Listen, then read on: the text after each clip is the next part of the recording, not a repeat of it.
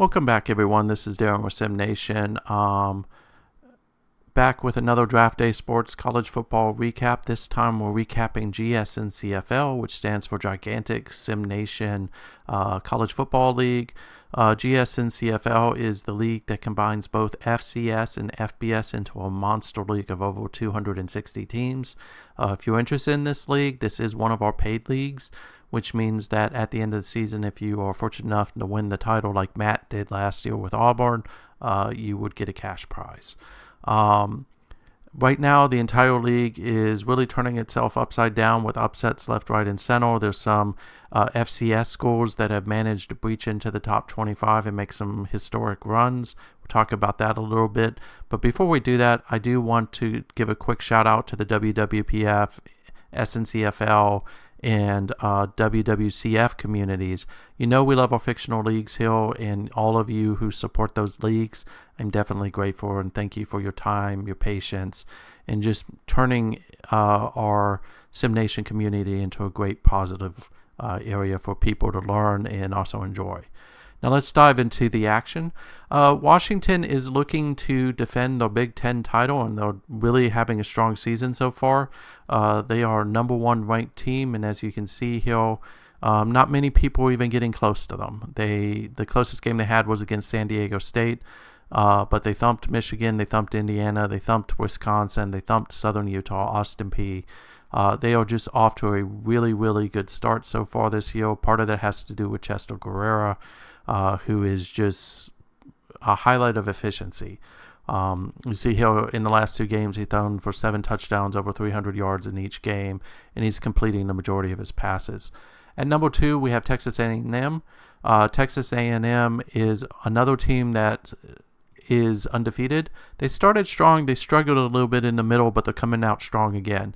So you can see in the first 3 games, they only gave up 14 points while scoring over 40 points in 2 of those 3 games, and then gave up 13 points against Texas A&M, East Texas A&M, where they won 63-13. Struggled a little bit against Kentucky and Missouri, only winning those games by a field goal and a touchdown respectively, but then bounced back against Udo and won that game 31-7. The common theme with them, of course, is the running back Ernest Hollis,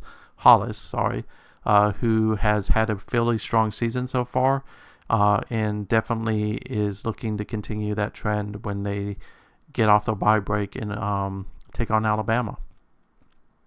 The only human teams right now and currently in the top 10 is Maryland, Penn State, and Auburn. Maryland, of course, is mine. Penn State is Don Loki's. Auburn is Matt. He is the defending champion when they defeated Maryland in last year's final.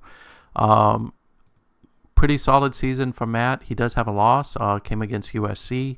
The Big Ten is pretty much top to bottom one of the best leagues right now. So if you want to join us, that would be a great league to go into.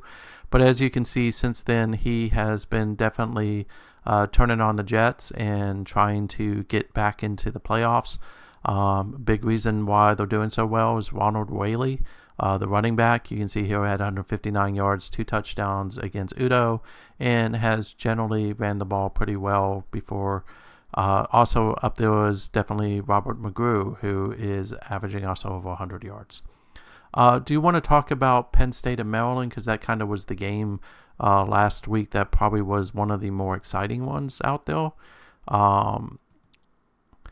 So in week 8, 2 heavyweights essentially clashed, Don and my team. And essentially we had Maryland, who, as you can see by the scoreline, edged out Penn State 44-43 in a thriller.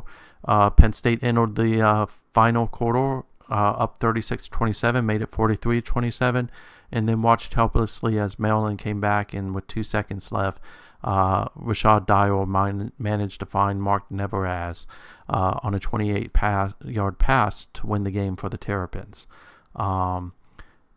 Definitely, Dyer has been clutch throughout his career, but he threw for 382 yards and 4 touchdowns to win this shootout against a top-tier opponent. You see here that he spread the ball very, very well, and it's just one of those things that Don will bounce back, and these two teams will probably see each other again at some point in the rest of the playoffs. The other game I kind of want to talk about is the North Texas game. North Texas took on Memphis, and you can see here this one was an interesting game in offensive output. You have to scroll down just to get to the final. North Texas won it in triple overtime, 65-59. It was just one of those games that was multiple overtimes, and neither team was going to let the other team kind of get away with it. You see here that they had over 1,100 yards in total offense, over 1,000 yards, well, close to 1,000 yards in just passing yards alone. 22 penalties for over 179 yards, so both teams kind of did a little bit of harm to themselves. But Bain was having a great game, 16-22, 245 yards, 2 touchdowns, 1 interception, getting sacked pretty constantly before he was knocked out of the game. Larson came in, and Vernon Larson came in and was even better. Went 20-23 for 291 yards, 4 touchdowns, 1 interception. Did not get sacked, most importantly. On the opposite side, you had Hill, who is one of the better quarterbacks in the league. Kevin Hill went 32 of 50 for 444 yards, 6 touchdowns. Did get sacked, but managed to stay upright throughout most of the game and didn't get hurt. See how Amundsen had a monster game with 6 receptions for 213 yards and 3 touchdowns. On the opposite side, you had Jory, who was 6 for 183 and 3 touchdowns as well. So really great game. Probably better for like college football or NCAA college football. It's very much a video game type game. I do want to call out a defensive highlight. So we'll be going to Lafayette. Not going to do it. With a game against Fordham. Lafayette, of course, is out of the Patriot League. You can see they haven't really had a great season. They've lost a lot of games very closely, but in this game they managed to get the win. The person I'm calling out is Ricky Miller, who's the defensive end. Had a really, really strong game. Essentially in a week full of nothing but offenses, this game was not as offensively charged as some of the other games. You can see here that Ricky Miller, if I can find him real quick, always sometimes get, where are you, Ricky? There he is. Sorry about that. You can see that he racked up 5 tackles, had a tackle for loss, 2 sacks, 4 knockdowns, a safety, an absolute one-man wrecking crew for the Lafayette squad that needs to try to get back into the race. So that's going to do it for this week's league-wide recap. Let me know in the comments below, who do you think is your mid-season pick for the national championship? As always, if you're interested in joining this league, the information is in the comments. I'll be signing off. I got to do another quick video for WWPF, but thank you for your time and thank you for viewing these videos. Have a great day.